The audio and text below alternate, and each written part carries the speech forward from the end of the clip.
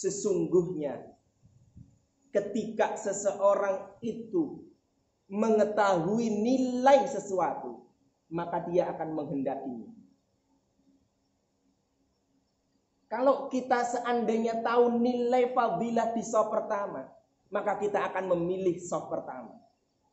Kalau kita mengetahui betapa mustajabnya waktu di antara azan dan iqamah, maka kita tidak akan pernah menyia-nyiakannya.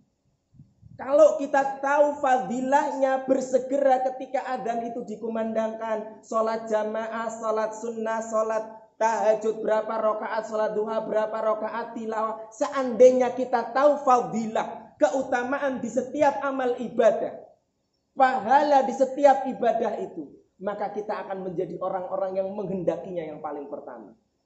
Tapi kalau kita tidak tahu, maka kita tidak akan pernah menjadi bagian dari orang-orang yang menghendakinya. Di sini diperumpamakan, walau badarta al-yakut bainad dawab. Seandainya engkau sebarkan al-yakut, berlian, permata dan lain sebagainya, bainad dawab, di antara hewan-hewan,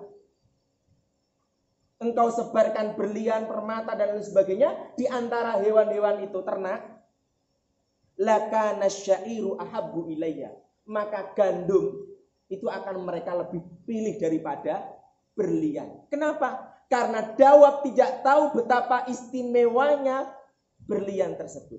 Sama dengan diri kita. Kalau kita tidak ngerti istimewanya shaf pertama, tidak akan pernah kita berlomba-lomba berada di shaf pertama. Kalau kita tidak ngerti fadilahnya menjadi seorang muadzin, tidak akan pernah kita berlomba-lomba untuk menjadi seorang muadzin.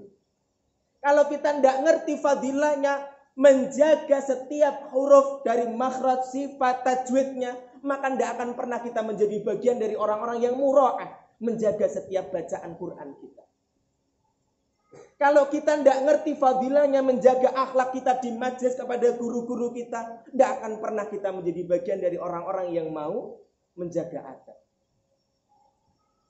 Ini, seandainya manusia-manusia kita ini tahu setiap fadilah, keutamaan, apa yang ada dan Allah tampakkan itu, maka kita tidak akan seperti hewan tadi.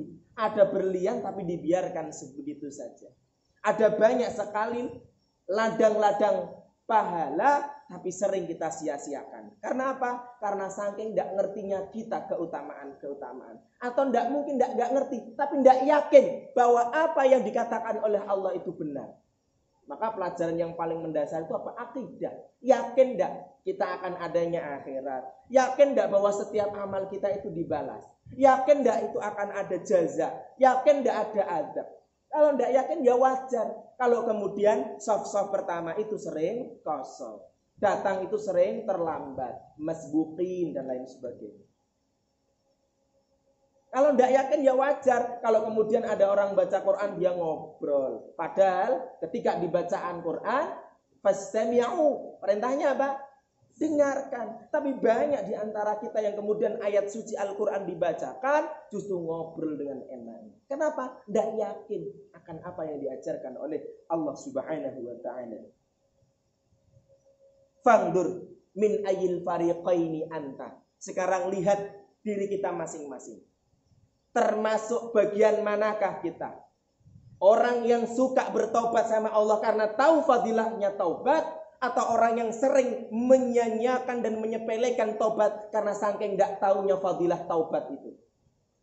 Padahal tadi di awal pertama dikatakan awalul maqamat, tingkatan pertama yang paling mendasar itu adalah taubat.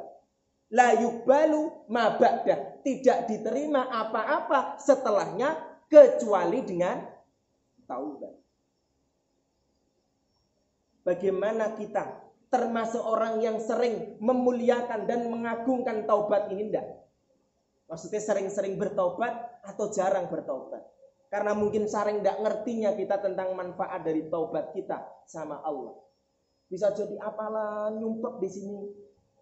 Karena kita sering lalai untuk bertobat sama Allah. Sementara lisan dan apapun yang ada diri kita sering bermaksiat sama Allah Subhanahu wa ta'ala.